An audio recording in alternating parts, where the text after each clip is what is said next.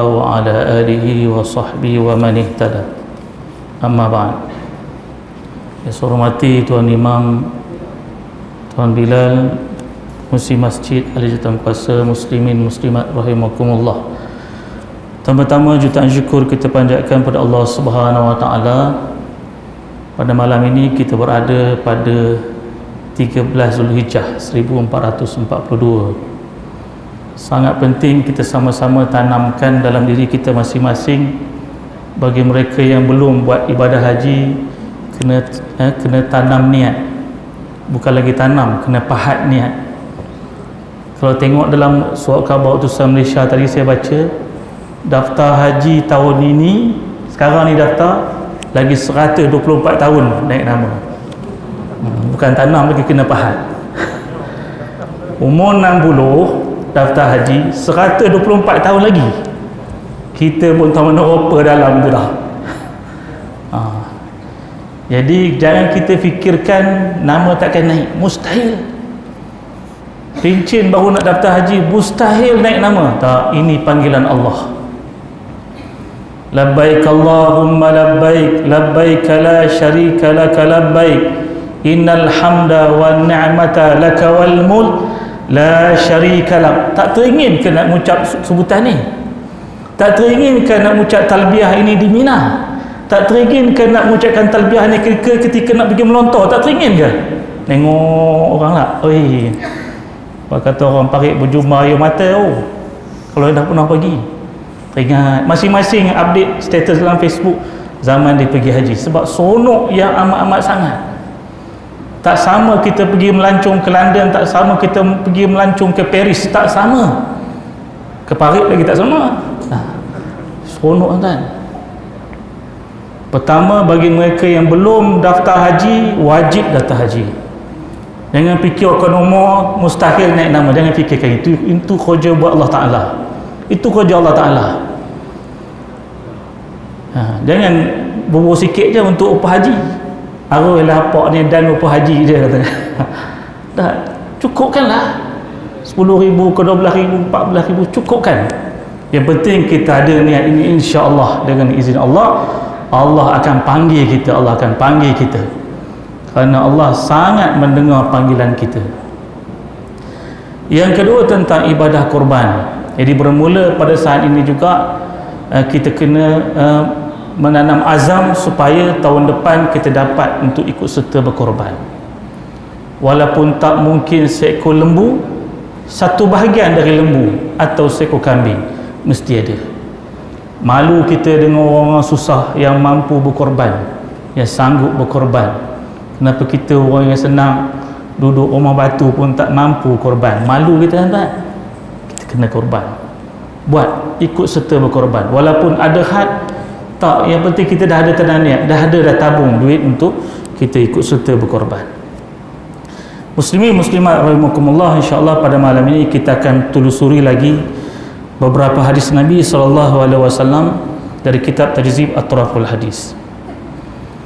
Hadis yang pertama, in istata'tum an tuksiru minal istighfari faf'alu fa innahu laysa syai'un anjaha 'inda Allah Ta'ala wala ahabba ilaihi minhu, rawahul Hakim. Jika kuasa kamu bahawa kamu banyakkan mengucap istighfar, hendaklah kamu banyakkan, maka bahawasanya tiada sesuatu yang terlebih berkemenangan di sisi Allah Ta'ala dan tiada terlebih dikasihinya daripada istighfar. Hadis yang pertama, Nabi menyebut in istata'tum an taksiru minal istighfar faf'alu.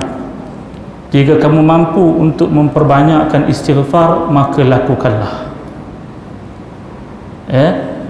Fa innahu laisa syai'un anjaha 'inda Allah Ta'ala wa la ahabba ilaihi minhu. Kenapa Nabi suruh kita perbanyakkan istighfar? Kerana sesungguhnya tiada sesuatu yang terlebih anjah, lebih berkemenangan di sisi Allah Ta'ala, dan tiada yang terlebih dikasihinya daripada istighfar. Allah sangat kasih akan istighfar hamba-Nya. Bila kita menyebut astaghfirullahalazim, itu tandanya kita mohon ampun dengan Allah Ta'ala. Kerana manusia ni tak pernah sunyi daripada buat silap. tak ada orang tak buat silap. Antara pengaruh yang menyebabkan kita berlaku silap atau salah atau lalai atau lupa adalah syaitan. Oleh itu, pada kesempatan pada malam ini saya nak jelaskan 6 pelan strategi syaitan merosakkan kita. Dia ada 6 strategi syaitan untuk merosakkan kita. Kadang-kadang kita tak perasan, kadang-kadang kita lupa nak mohon ampun dengan Allah Ta'ala, dan kadang-kadang kita lupa menyebut astaghfirullahalazim. Nabi pun 100 kali istighfar, kita 3 kali pun berat nak sebut istighfar. Ada 6 strategi dia, pelan strategi dia. Yang pertama, pelan strategi yang pertama syaitan gunakan adalah dengan cara talbis. Kan ada kitab judulnya Talbis Iblis. Talbis ni bermaksud syaitan goda kita sehingga kita menampakkan benda yang salah itu betul. Benda tu asalnya salah, berdosa. Benda yang dosa ni diolah-olah seolah-olah menjadi tidak berdosa. Benda ni maksiat, diolah-olah akhirnya dia tak jadi macam maksiat. Antara bentuk lain, al-ghayah tubarrul wasilah. Matlamat menghalalkan cara. Sepatutnya matlamat tidak menghalalkan cara. Matlamat dia baik, tapi cara tidak baik, salah. Dia kena dua-dua baik. Cara kena baik, matlamat pun kena baik. Jadi cara pertama, pelan strategi pertama yang syaitan merosakkan kita, dia menampakkan benda yang tidak baik tu jadi baik, benda yang tak elok tu jadi elok. Tak apa, dia eloklah, dia cari fakta sampai benda tu jadi halal lah. Jelas benda tu haram sampai dia jadi halal. Ini strategi yang pertama. Yang kedua, strategi syaitan adalah taswif. Saufa, akan, nantilah, umur baru 45, dulu apa kemarin umur 78 mati, jauh lagi. Dia taswif. Takkan sekarang nak pergi masjid, nanti pencin esok pergi masjid. Ini perangai syaitan. Nantilah tahun depan baru kita daftar haji. Tangguh. Tak boleh tangguh. Perkara baik jangan ditangguh. Ada kesempatan, ada peluang, terus buat. Terbangun malam pukul 3 pagi, bangun pagi, awal pagi bangun. Tak apa, esok, malam esok lah tahajud. Sejuk malam ini, dah lama tak hujan, malam ini pula hujan, sedap tidur. Malam esok tahajud, taswif.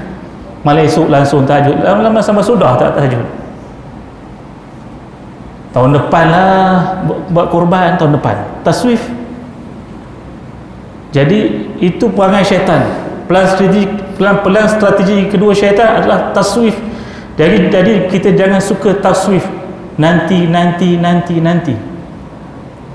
Ada kesempatan, ada peluang, terus buat. Rambut belum ada uban lagi, takkan nak buat baik, buat jahat dulu. Tak puas lagi nikmat dunia katanya, tak puas lagi seronok dunia. Jangan kita taswif, tuan-tuan. Kita tak tahu sampai bila umur kita ni, sampai bila kita boleh menikmati nikmat dunia ni. Apa lagi zaman Covid ni, saya cukup takut, gerun saya.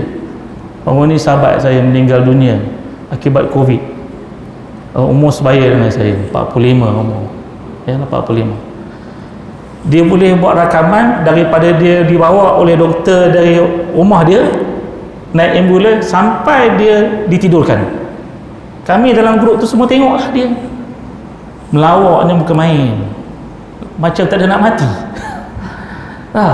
Dia melawak dan melawak lagi, dah baring dah ni, nafas tu cungap-cungap, dia melawak lagi. Dan kita dalam WhatsApp ni cakap, buat video masuk dalam ICU tu, dia memang betul sebagaimana yang diviralkan.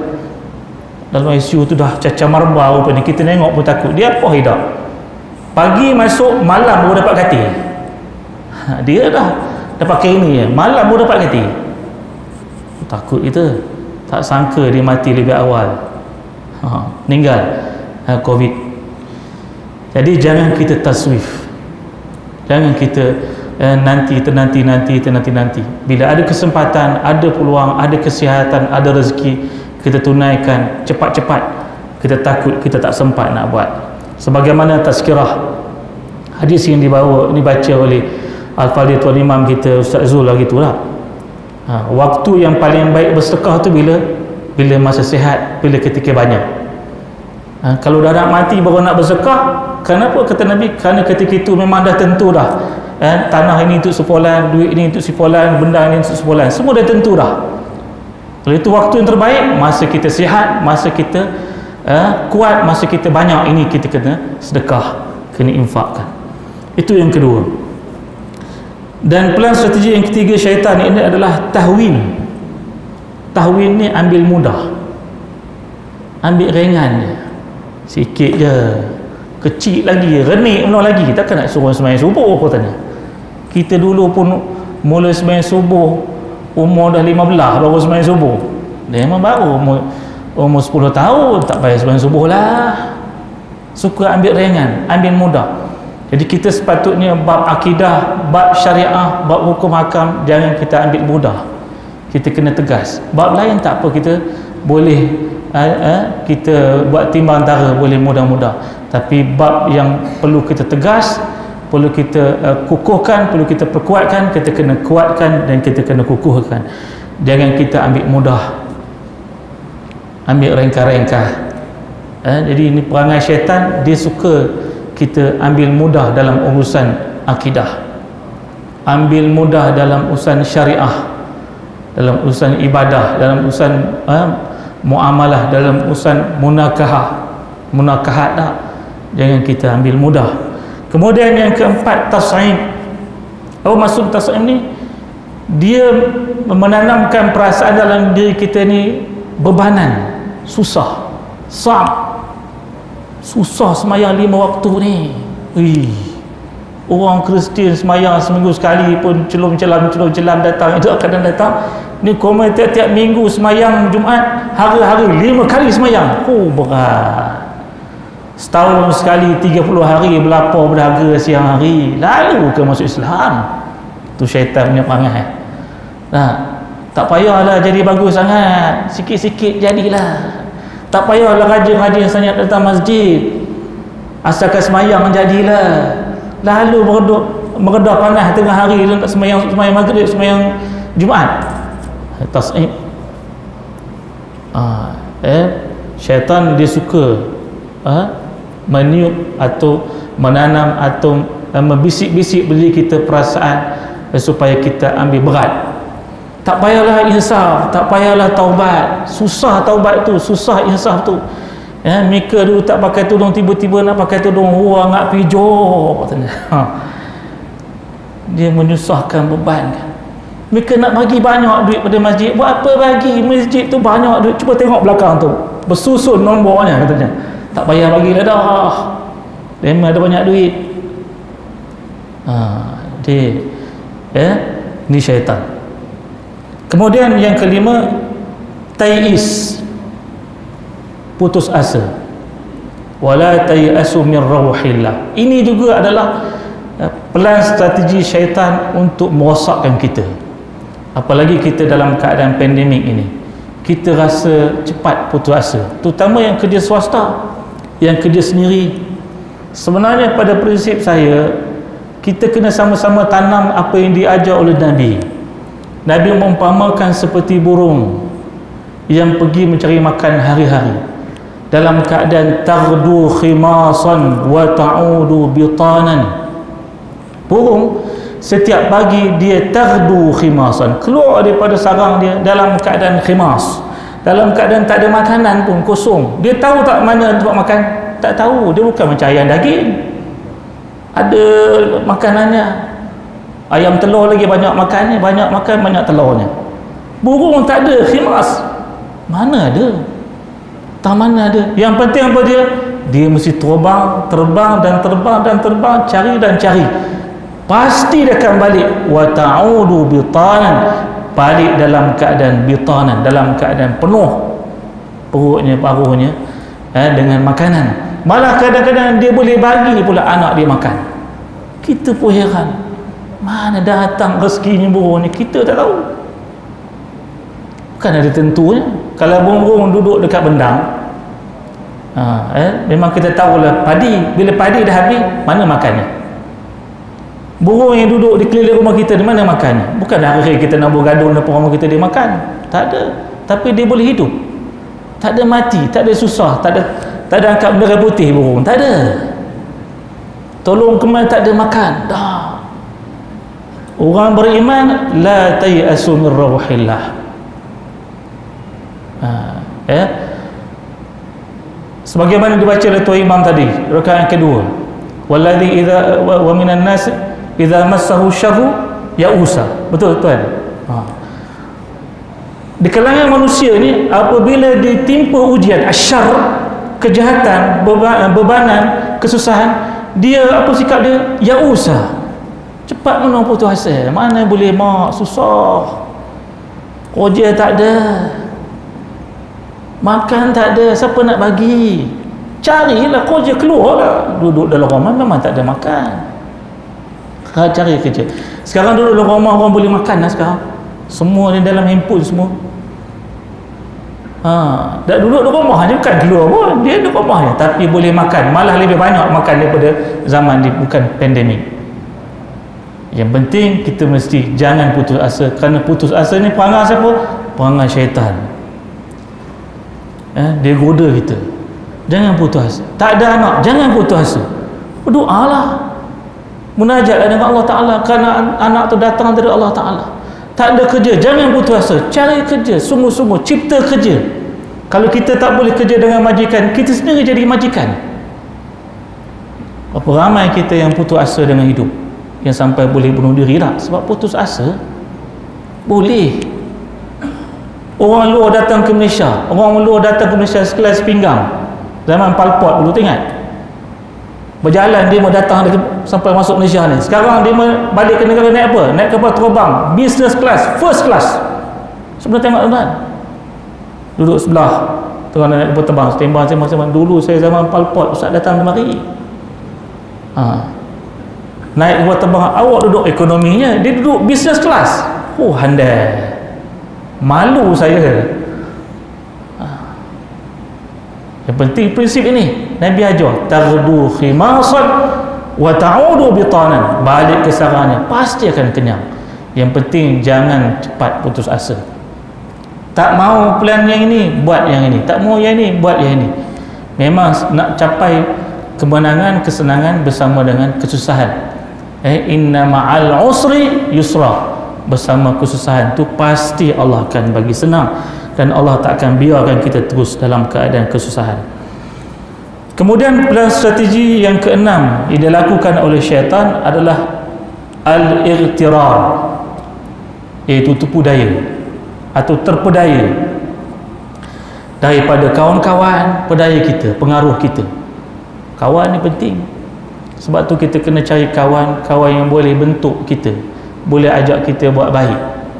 Dengan harui kita berkawan tak tentu arah, dia boleh jadi kita jadi rosak, kita terpedaya, seronok yang tak tentu kira. Kemudian mungkin boleh jadi kita terpedaya dengan isteri kita. Isteri mempedaya kita supaya kita tak buat taat, suami mempedaya kita supaya kita tak buat taat. Dan boleh jadi kita terpedaya dengan anak-anak kita, terpedaya dengan harta kita, terpedaya dengan suasana masyarakat kita. Sebab tu Nabi berpesan pada kita tengok al-jaru qabla dar, lihat tetangga sebelum lihat tempat tinggal. Strategi ini penting untuk kita pilih tempat tinggal. Nak duduk rumah, nak beli rumah, mesti tengok siapa jiran, kemudian baru tengok rumahnya bagaimana. Rumah kurang penting, yang sangat penting adalah jiran, kerana dia boleh bagi pengaruh kepada kita. Itu hadis yang pertama.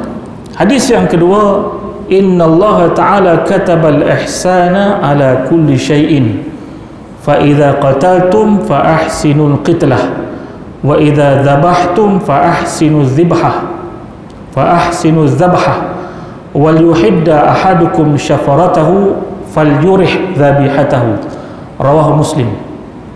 bahwasanya Allah Ta'ala telah tulis di Lauhul Mahfuz akan kebajikan bagi tiap-tiap sesuatu.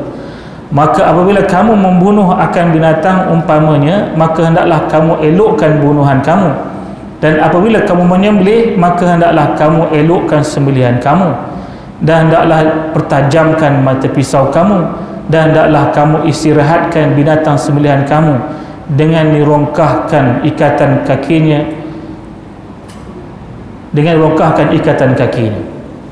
Innallaha ta'ala katabal ihsan ala kulli syai'. Allah Ta'ala menetapkan, memfardukan.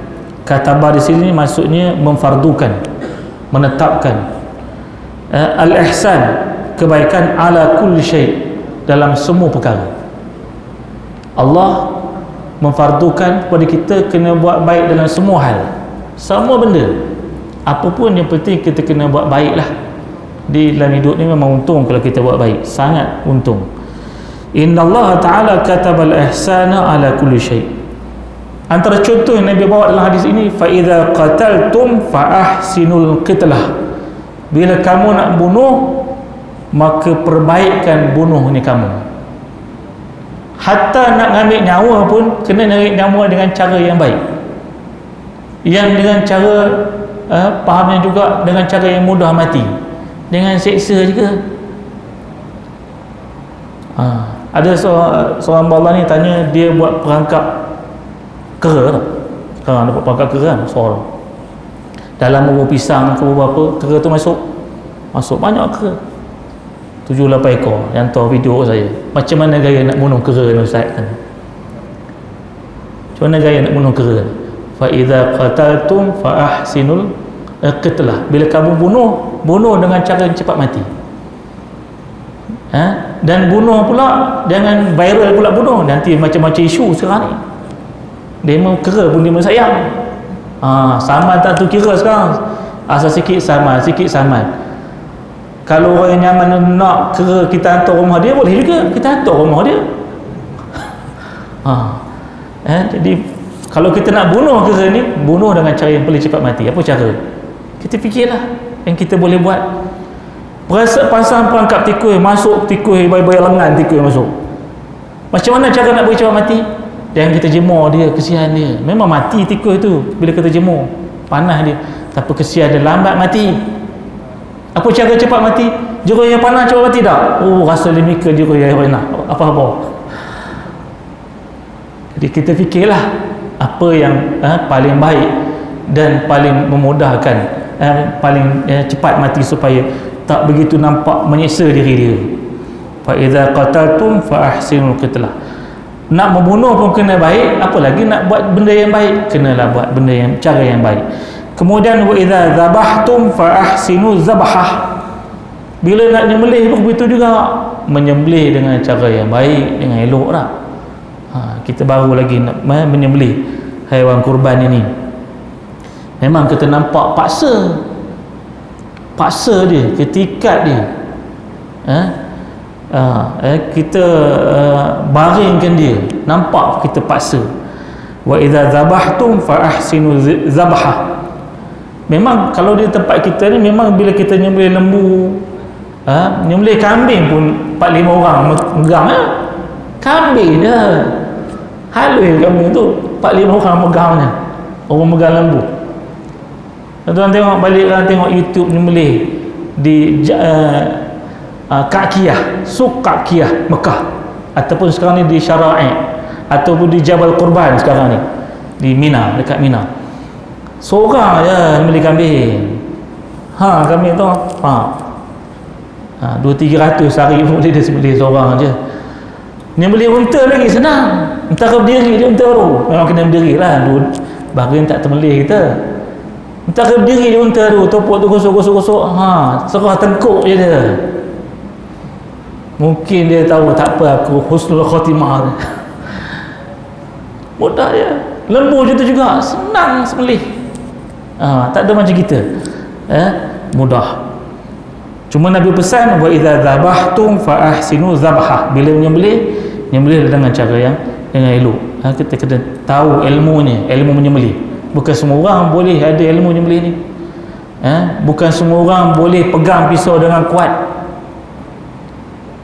Sekarang ni baru ni ada orang tanya saya, Ustaz, sekarang ni upahnya boleh RM50 seekor ya? Mak, untung jadi dia tukarnya beli. Seekor kobra, seekor lembu sekarang ni RM50 upahnya beli. Mahal. Sekejap je kerja ni, tak sampai pun 10 minit selesai, 5 minit, 3 minit selesai dah. RM50 upah dia. Mahal no, tak apalah, mikir sembelih. Awak tak boleh sembelih. Takut awak kena sembelih. Dia ada ilmu dia, bukan semua orang boleh menyembelih. Ya. Wal yuhidda ahadukum syafratahu. Antara adab dalam menyembelih, berlaku baik dalam menyembelih, wal yuhidda, maka pertajamkan ahadukum syafratahu, senjata dia, pisau dia kena tajam, jangan tumpul panjang. Saya pernah tengok di Indonesia, di Sumatera Barat, nama tempat tu Pariaman. Saya dipanggil jemput ketika itu, saya memang kebetulan di sana jemput jadi khatib solat sunat Aidil Adha, satu tempat ni. Memang lembu ni banyak, kebau banyak bertambat di luar masjid. Satu perkara yang saya tak berapa gemar, pisaunya pendek ni pisaunya. Cuma gaya. Saya tengok kat Malaysia kita nak apa pedang panjang, kita tengok pun takut. Dia pengen lah apa pisau nyeri bawang dia, tapi tajamnya subhanallah. 2 kali tarik sap putus. Tajam sungguh sini. Ini supaya dia cepat mati. Wal yuhidda ahadukum syafratahu. Walaupun kita menyembelih ayam, biar pisau yang tajam. Walau menyembelih burung puyuh pun, biar pisau yang tajam. Faljurih zabihatahu, maka rongkahkan, rehatkan, jangan seksa dia. Sebab tu biasa bila dah selesai urat semua dah putus, kita buka tali supaya dia rasa mudah, rasa rehat, tak ada rasa terseksa lagi setelah disembelih. Baik, itu hadis yang kedua pada malam ini. Seterusnya hadis yang ketiga, innal halifa manfaqatun lisil'ati mamhaqatun lil kasbi, rawahu Syaikhan. Bahawa bersumpah pada jual beli itu melakukan dagangan tetapi merosakkan perusahaan. Innal halif manfaqatun lisil'ah mamhaqatun lil kasbi, rawahu Syaikhan. Sesungguhnya bersumpah dalam jual beli memang dia manfaqatun lisil'ah, memang dia akan melakukan barang dagangan, barang jualan, tetapi mamhaqatun lil kasbi, tetapi merosakkan perusahaan, merosakkan perniagaan. Sekarang zaman musim orang sedawa doyan sekarang ni, banyak doyan ni, dah sampai turun harga. Dulu sampai RM18 sekilo, sekarang RM6 sekilo pun tak laku. Baru pagi tadi saya tengok viral RM2.5 sekilo. Saya kata mungkin lepas ini RM1 sekilo. Memang tak laku. Pergi tepi jalan RM5 sekilo, nohin dia orang tak tengok darah. Yang Nabi larang apa dia? Innal halif, dalam kita berjual jangan kita al-halif, dengan bersumpah. Wallahi wa billahi wa tallahi, doyan memang sedap, kalah musangking, memang sedap. Tak pernah buat tak sedap, tak pernah meragam katanya. Al-halif ini larang. Memang Nabi kata manfaqatul bisil'ah, memang barang ni akan jadi laku.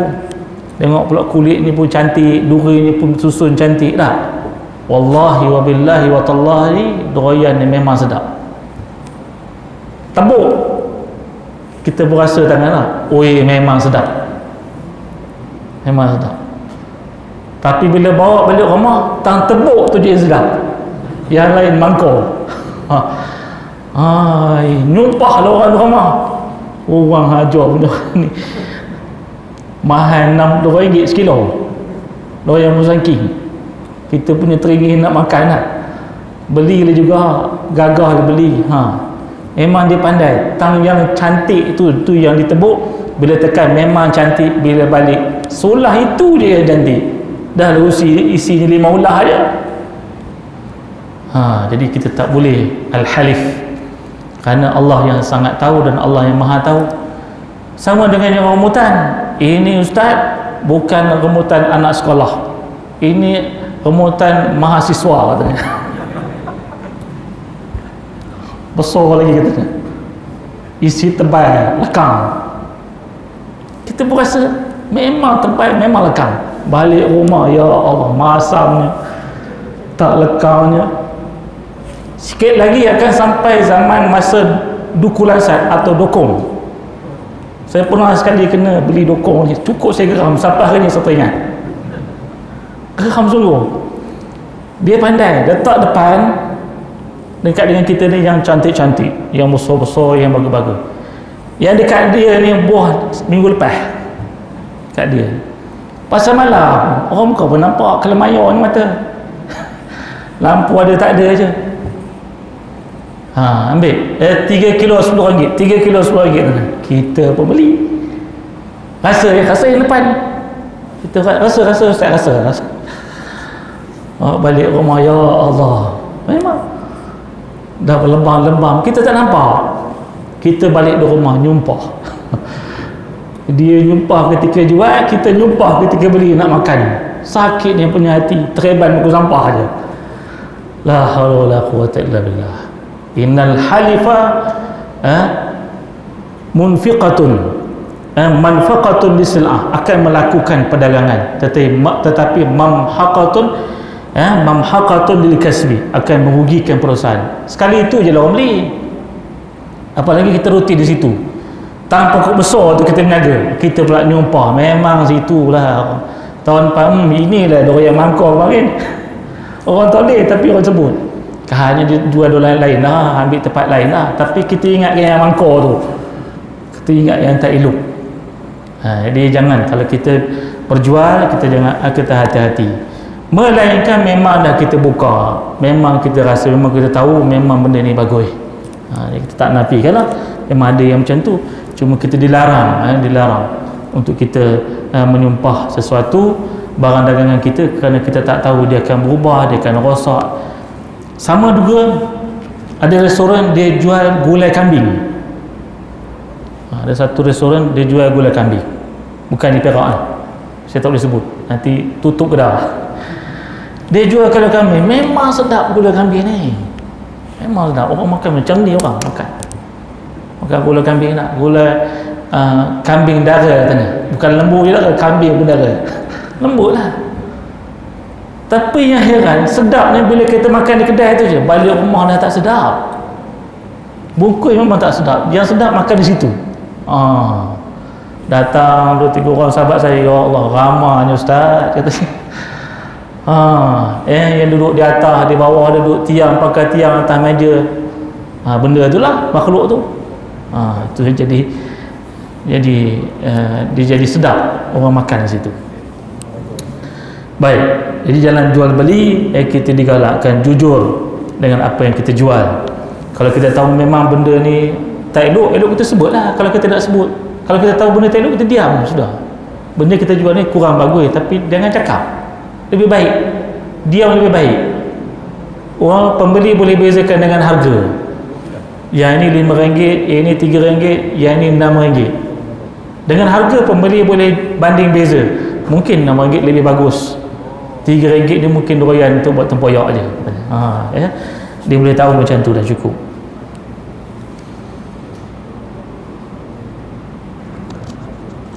Seterusnya, hadis yang seterusnya, inna min abarril birr an yasila ar-rajulu ahla wuddi abihi ba'da an yuwalliya. Rawahul Bukhari wa Muslim anil Mughirah.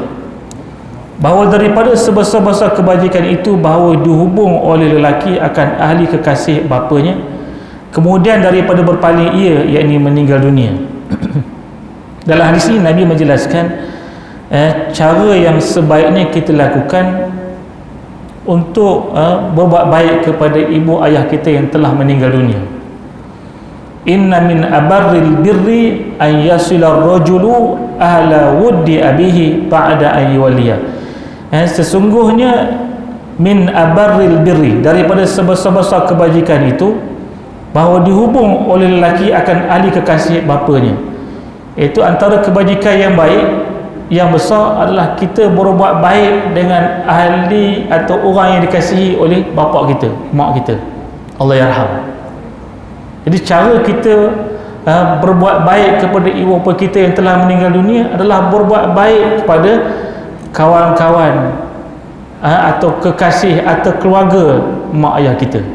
Kita dah tak ada mak, tak ada ayah, caranya kita berbakti pada mereka antaranya adalah dengan berbuat baik kepada kawan-kawan dia, berbuat baik kepada adik-beradik dia, sayang kepada dia, ziarah dia. Kenapa? Kerana dia kawan ayah kita, kerana dia adik-beradik ayah kita.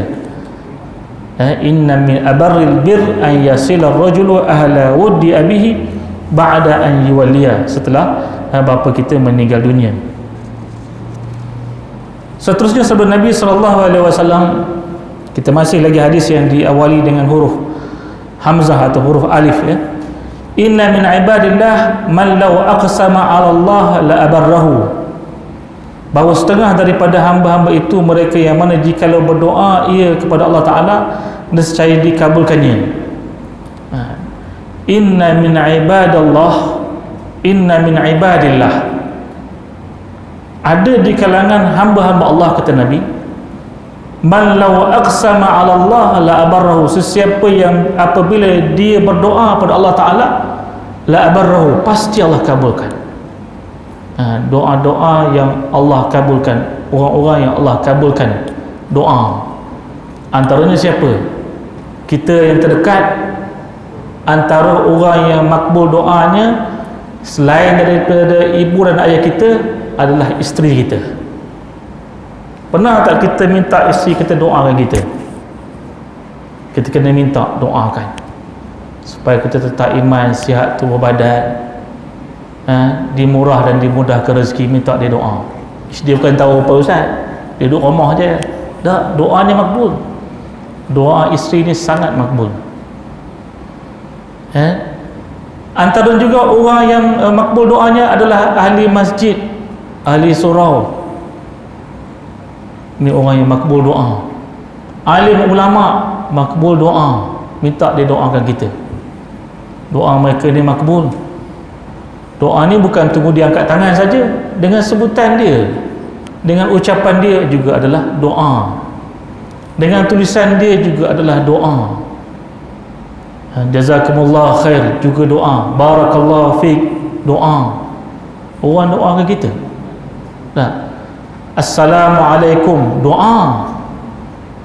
Jadi kita kena tulislah assalamualaikum tu penuh dengan assalam. Nak jawab macam mana assalam?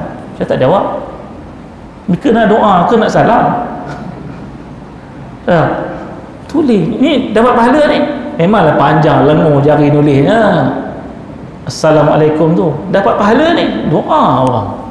Assalamualaikum. Jangan tulis assalam je. Lagi pendek SLM je. La ilaha illallah. Tak dapat pahala. Malah sakit hati orang baca. Kan tulis biar yang baik.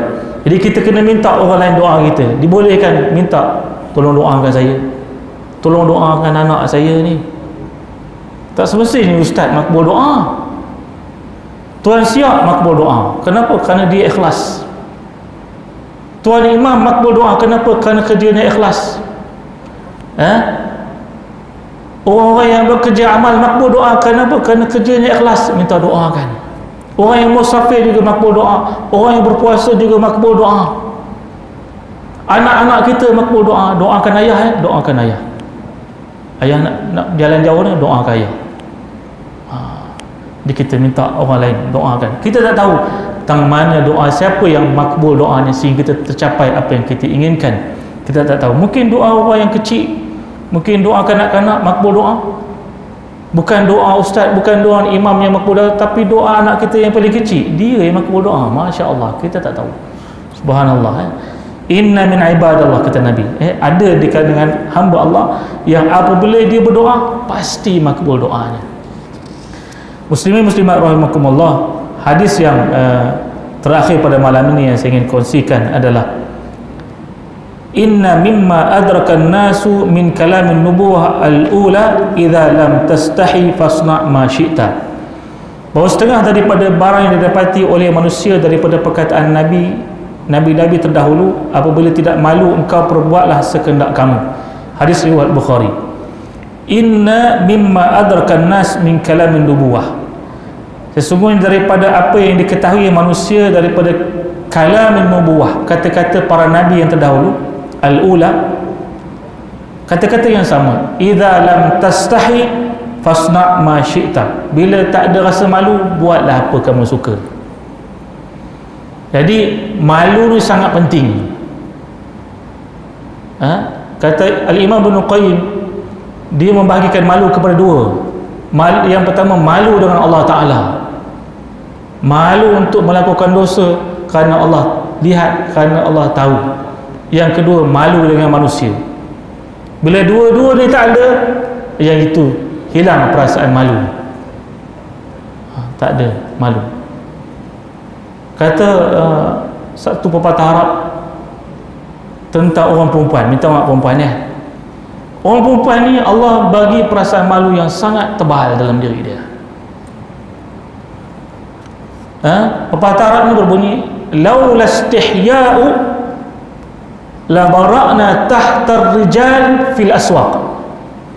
Yang faham bahasa Arab memang mantap.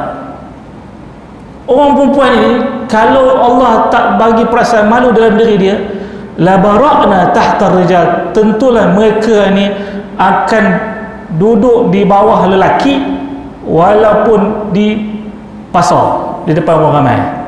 Maksudnya apa? Dia sanggup disanggamai walaupun di tengah orang ramai. Kenapa? Dah tak ada perasaan malu. Tapi Allah bagi perasaan malu, tetapi hakikatnya sekarang ni macam tu dah banyak berlaku dah. Kenapa? Kerana dah tak ada perasaan malu. Sebab tu Nabi memberi amaran, laula iza lam tastahi fasna' ma syi'ta, jika tidak ada perasaan malu, lakukan apa yang kamu suka. Ini satu kata-kata ancaman. Nabi geram. Dah tak malu pun, buatlah apa suka. Tu faham tak? Kau mana tak malu? Suka komen lah, lantak komen lah, bahasa kita ya. Dah tak ada rasa malu, lantak komen lah, nak kulu ke, nak kelo ke, nak kebaru ke, nak terjun gaul ke, lantak komen katanya. Idza lam tastahi fasna' ma syi'ta. Alhamdulillah kita masih lagi ada perasaan malu, terutama malu dengan Allah Jalla Jalaluhu. Itulah sikit sebanyak saya dapat kongsikan pada malam ini. Semoga ianya memberi manfaat diri saya dan kepada yang hadir. Aqul qouli hadza wa astaghfirullah li wa lakum. Wassalamualaikum warahmatullahi wabarakatuh. A'udzu billahi minasyaitonir rajim. Bismillahirrahmanirrahim. Alhamdulillahirabbil alamin wassalatu wassalamu ala asyrafil anbiya wal mursalin wa ala alihi wa sahbihi ajmain. Allahumma salli salata jalalin wa sallim salama jamalin ala hadrati habibika sayyidina Muhammad wa ghashahu Allahumma binurika kama ghashathu sahabati tajalliyat fanadhara ila wajhika al-karim wa bihaqiqati al-haqa'iq lama mawlahu al-azim alladhi a'adahu min kulli su'. Allahumma farrij karbana, Allahumma farrij karbana, Allahumma farrij karbana kama wa'adta amma yujibul mutarra idza da'ahu wa yashfu as-su'a wa ala alihi wa sahbihi ajma'in. اللهم اجعل جمعنا هذا جمعا مرحوما وتفرقنا من بعده تفرقا معصوما. اللهم علمنا بما ينفعنا وانفعنا بما علمتنا وزدنا علما.